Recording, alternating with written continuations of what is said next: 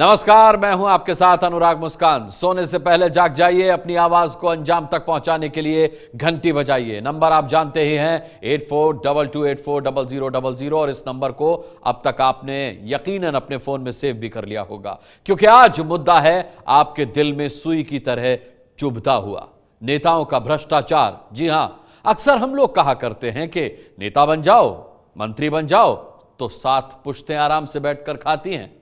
आज इसी 7 पुश्तों का इंतजाम करने वाली सियासत की घंटी बजानी है आपको, और याद रखिएगा, जमकर बजाइएगा।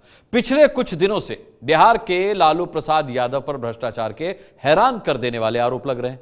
आज हमने उन आरोपों के सहारे भारतीय राजनीति में कमाने खाने की ऐसी पड़ताल की है जिसका निष्कर्ष है कि ऐसा कोई सगा नहीं जिसको हमने ठगा नहीं। काम के बदले कमाई की सियासत पर रिपोर्ट देखिए। हमारी मांग है कि देश में सीबीआई की तर्ज पर सियासी भ्रष्टाचार को रोकने के लिए एक नई एजेंसी बनाई जाए, एक आयोग बने जो भ्रष्ट नेताओं को जल्द से जल्द जेल पहुंचाए। आप सहमत हैं तो घंटी बजाइए और देखिए यह रिपोर्ट।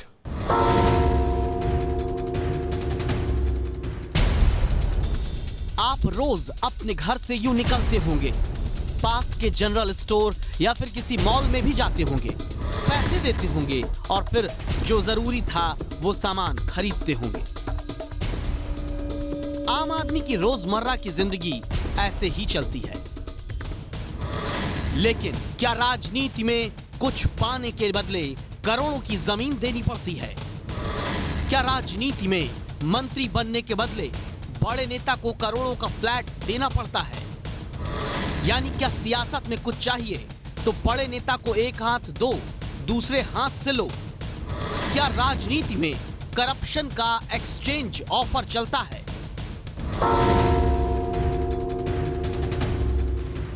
राजनीति में आने का मकसद नेता जनसेवा बताते हैं, लेकिन देश में राजनेताओं पर सेवा के नाम पर भ्रष्टाचार का ऐसा मेवा खाने का आरोप लगता आया है जिनसे उनकी 7 पुश्तें भी घर बैठे खा सके।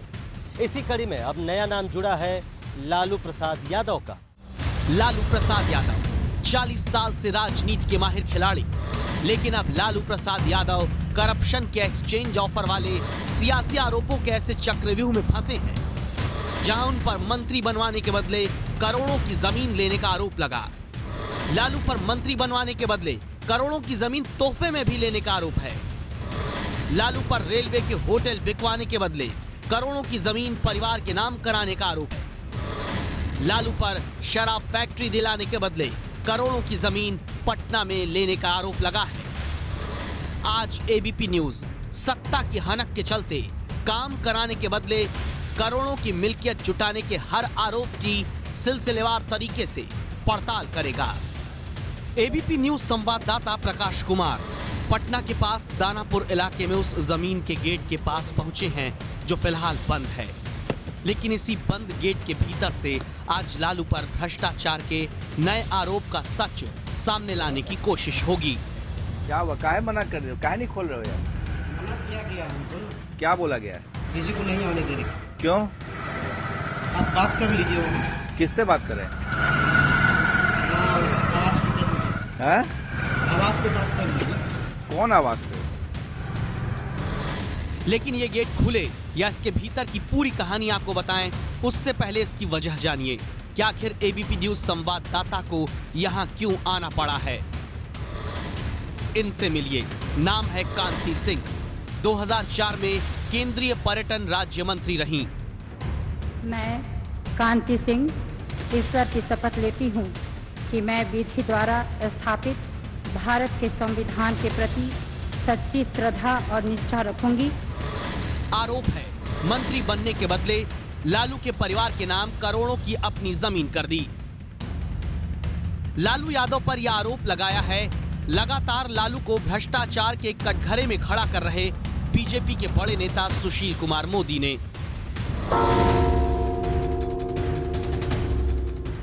ये 13 मार्च 2006 को श्रीमती कांति सिंह, उनके पति केशव प्रसाद सिंह और उनके पुत्र ऋषि कुमार, इन तीनों ने मिलकर अपने अपने हिस्से की जमीन राबड़ी देवी के नाम 95 डिसमिल जमीन और लिखवा दिया।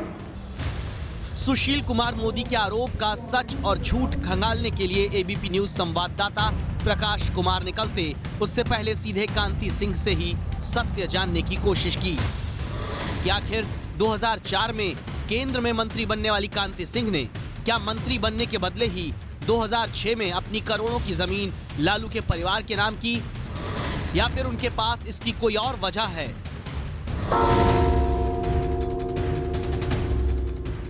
2005 में सरकार नहीं बनी और वैसे हालात में उनको अपने गायों को रखना था। मेरे पास ज़मीन उपलब्ध थी, मैंने ऑफर किया कि मेरे पास ज़मीन है, आप उसमें रख सकते हैं।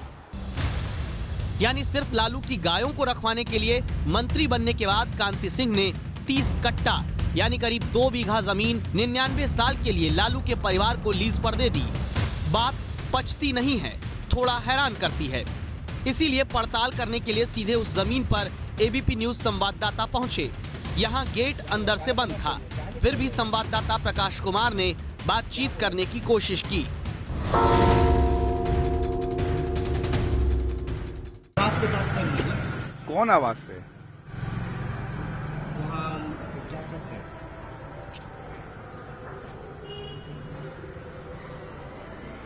वहाँ उस आवाज पर। किस आवाज पर? लालू जी से? हाँ, क्या?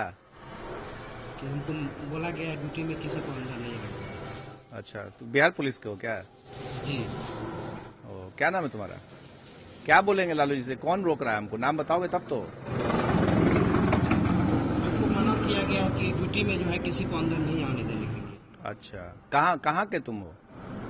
तो हमसे परिचय लेके क्या कीजिएगा? क्यों? अरे बिहार पुलिस में हो यार, तुम पुलिस सरकार का ना आदमी हो। हम ड्यूटी में हमको मना किया गया तो हम क्या ड्यूटी मिली है? ड्यूटी मिली है किसी भी बाहरी तत्व को अंदर नहीं जाने देंगे। एबीपी न्यूज रिपोर्टर के बार बार कहने के बावजूद गेट तो नहीं खुला, लेकिन ये बात जरूर साफ हुई कि जमीन का सीधा संबंध अब लालू के परिवार से ही है। लेकिन जैसा कि कांति सिंह कह रही हैं कि इस जमीन को उन्होंने लालू यादव की गायों के लिए दिया, तो कैमरे में बाहर से ऐसी कोई भी तस्वीर कैद नहीं हुई जो बता सके कि अंदर गायें रखी गई हैं।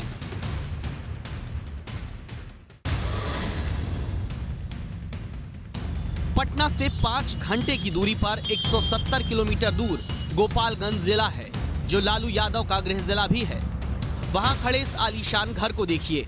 ये बंगला आज लालू प्रसाद यादव का ही है, लेकिन इसका कनेक्शन भी करप्शन के एक्सचेंज ऑफर वाले आरोप से है। कैसे, अब ये समझिए। मैं रघुनाथ झा सत्यनिष्ठा से प्रतिज्ञान करता हूं कि मैं विधि द्वारा स्थापित भारत के संविधान के प्रति सच्ची श्रद्धा और निष्ठा रखूंगा। मैं भारत की प्रभुता और अखंडता अक्षुण्ण रखूंगा। इनका नाम है रघुनाथ झा। यूपीए 1 सरकार में भारी उद्योग राज्य मंत्री रहे। आरोप है मंत्री बनने के बदले इन्हें करोड़ों का बंगला, जमीन लालू के बेटों के नाम करना पड़ा।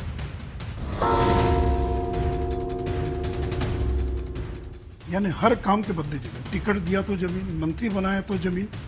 नहीं तो आखिर रघुनाथ झा ने अपने बेटों को संपत्ति देने के बजाय और 3 मंजिला मकान और 6 कट्ठे की जमीन, जिसकी आज कीमत करोड़ों में होगी, वो क्यों गिफ्ट कर दिया? रघुनाथ झा से इस पूरे आरोप का सच जानने की कोशिश की गई तो उनसे बातचीत नहीं हो पाई, क्योंकि इस वक्त वो काफी बीमार हैं। लेकिन उनके बेटे अजीत झा तक एबीपी न्यूज जरूर पहुंचा, ताकि मंत्री बनाने के बदले करोड़ों का बंगला तोहफे में लेने के आरोप का सच से सामना हो सके। मकान मेरा, हमने किसी को गिफ्ट किया, किसी दूसरे को क्या जाता है? यानी कांति सिंह मंत्री बनती हैं तो लालू की गायों के लिए करोड़ों की जमीन देने की दरियादिली दिखाती हैं। रघुनाथ झा मंत्री बनते हैं तो अपना करोड़ों का बंगला लालू के बच्चों को तोहफे में दे देते हैं। इसलिए मांग उठ रही है कि जांच हो। लेकिन आपको बता दें, लालू पर करोड़ों की जमीन, करोड़ों का बंगला अपने परिवार के लिए नाम कराने के आरोपों का सिलसिला यहीं पर ही खत्म नहीं हुआ है। पटना शहर में बन रहे अब इस मॉल को देखिए। दावा है कि ये मॉल जिस जमीन पर खड़ा हो रहा है वो किसी और की नहीं बल्कि लालू यादव के परिवार की है, और इसके पीछे की पूरी कहानी समझना आपके लिए जरूरी है। बीजेपी नेता सुशील कुमार मोदी की तरफ से दिखाए गए दस्तावेज के मुताबिक 25 फरवरी 2005 को इस जमीन की रजिस्ट्री डिलाइट मार्केटिंग कंपनी के नाम पर की गई। इस दस्तावेज में दिखाया गया कि जमीन बेचने वाले के तौर पर हर्ष कोचर और विनय कोचर का नाम लिखा है। लेकिन इस जमीन के खेल में कैसे लालू प्रसाद यादव की एंट्री हुई, ये समझने के लिए आपको साल 2005 के तब के दौर में चलना होगा, जब लालू यादव रेल मंत्री होते थे। आरोप है कि 2005 में रेल मंत्री रहते लालू ने हर्ष कोचर को रांची और पुरी में रेलवे के होटल लीज पर दिलाए। आरोप है कि होटल दिलाने के बदले पटना में 2 एकड़ जमीन का सौदा हुआ। तब पटना में 2 एकड़ जमीन डिलाइट मार्केटिंग कंपनी के नाम की गई। बीजेपी के आरोप के मुताबिक डिलाइट मार्केटिंग कंपनी के डायरेक्टर लालू के करीबी प्रेमचंद गुप्ता थे। बीजेपी के मुताबिक 2014 में लालू के बेटे और बेटी इस कंपनी में डायरेक्टर बन गए। 2016 में डिलाइट मार्केटिंग का नाम बदलकर लारा प्रोजेक्ट्स हो गया। लारा प्रोजेक्ट्स का मतलब बीजेपी के मुताबिक लालू और राबड़ी है। और फिर 2017 में राबड़ी तेजस्वी तेज प्रताप इस कंपनी के निदेशक बन गए। अब इस आरोप की पड़ताल एबीपी न्यूज ने शुरू की तो सबसे पहले किसी और से नहीं बल्कि पटना वाली जमीन पर मॉल बना रही कंपनी के निदेशक अबू दुजाना से पूछा, जो आरजेडी विधायक भी हैं। अबू दुजाना लालू के परिवार को बचाते नजर आए। हमारे राष्ट्रीय अध्यक्ष जो लालू जी कहीं दूर दूर से इस प्रोजेक्ट से कोई लेना देना नहीं है। लेकिन ये बात हमारी पड़ताल में आगे खारिज हो गई जब लालू यादव और प्रेमचंद गुप्ता एक साथ सफाई देने आए। प्रेमचंद गुप्ता से तब एबीपी न्यूज संवाददाता प्रकाश कुमार ने सीधे पूछा, आखिर ये लारा कंपनी में कौन कौन है? प्रेमचंद सच नहीं छिपा पाए।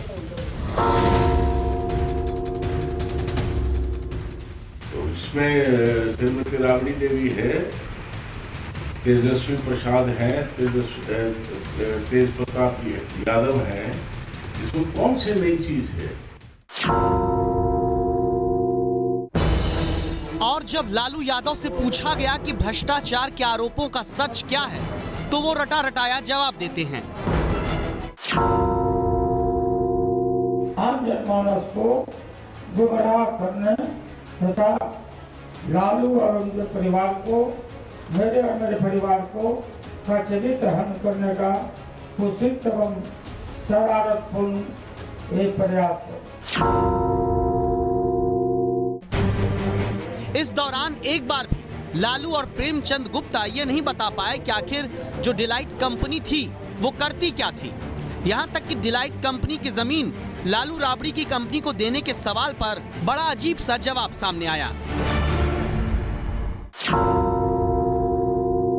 डायरेक्टर्स ने परेशान होकर ये सोचा कि भाई हम इस झंझट में नहीं पड़ना चाहते, वहाँ काम करने का माहौल नहीं है। मैं आपसे सच्चाई जो बात है वो आपको बताना चाहता हूँ।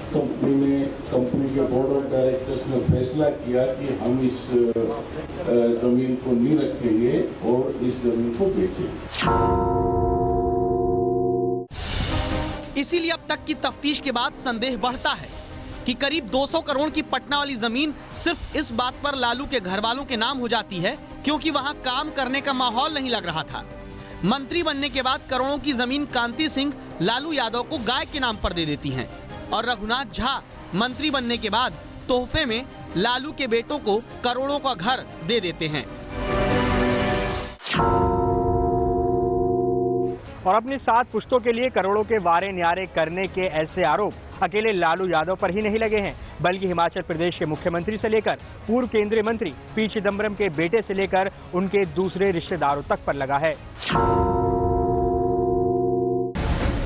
अब इन 2 तस्वीरों को देखिए। बेंगलुरु में 27 तारीख को ही आयकर विभाग ने चिदम्बरम के 2 रिश्तेदारों के ठिकानों पर छापा मारा तो पी चिदम्बरम के बेटे कार्ति चिदम्बरम को 45 करोड़ के फेमा उल्लंघन में नोटिस जारी हो चुका है। वहीं केंद्रीय मंत्री रहते वीरभद्र सिंह पर आय से ज्यादा संपत्ति के मामले में आरोप पत्र तक दाखिल हो चुका है। नेताओं की संपत्ति राजनीति में पद कुर्सी मिलते ही कैसे आसमान छूने लगती है, इस बारे में हमने कुछ और जानकारियां जुटाई। एडीआर और नेशनल इलेक्शन वॉच की एक रिपोर्ट के मुताबिक 2004 से 2013 के बीच 62,847 नेताओं ने लोकसभा या विधानसभा का चुनाव लड़ा। इनमें से 4,181 ने दोबारा चुनाव लड़ा और 317 उम्मीदवारों की संपत्ति 1000% तक बढ़ गई थी। दूसरी बार चुनाव मैदान में उतरे नेताओं में 1,615 की संपत्ति 200% तक बढ़ी। जबकि 684 की संपत्ति 500% और 420 नेताओं की प्रॉपर्टी 800% तक बढ़ी। उत्तराखंड में हाल के चुनाव में करीब 60 विधायकों ने दोबारा चुनाव लड़ा, जिनकी संपत्ति 5 साल में 105% तक बढ़ गई। अधिकतर मामलों में देखा गया है कि नेताओं के काले धन को सफेद करने का खेल फर्जी कंपनियों के सहारे चलता है। इसीलिए अब जरूरत थी कि इस पहलू को भी खंगाला जाए। एबीपी न्यूज संवाददाता ओम प्रकाश तिवारी इस मुहिम में आगे बढ़े। अप्रैल महीने में प्रवर्तन निदेशालय की टीम ने जब देश में काले धन के खिलाफ बड़ी कार्रवाई की थी, तो फर्जी कंपनियों के जरिए नेताओं के काले धन को सफेद करने का बड़ा खुलासा हुआ था।